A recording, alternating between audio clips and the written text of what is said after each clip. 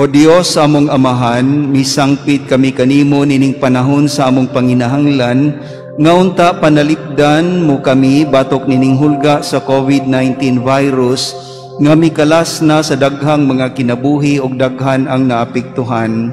Nangaliw po kami sa imong grasya lang kanila, nga gitahasan sa pagtuon sa kinaiyan nining maong virus, ug sa pagpakgang sa pagkuyanap ni ini.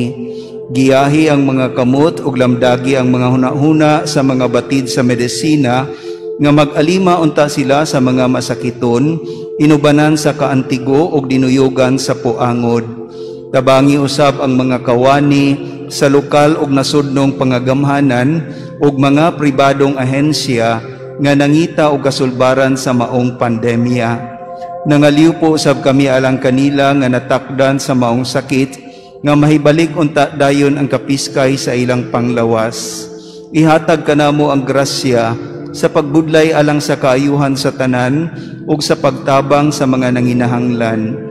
Kini among gipangayo pinaagi sa among Ginoong Hesukristo imong anak, nga nagpuyo ug naghari uban kanimo diha sa kahiusa sa Espiritu Santo, Dios sangtod sa kahangturan.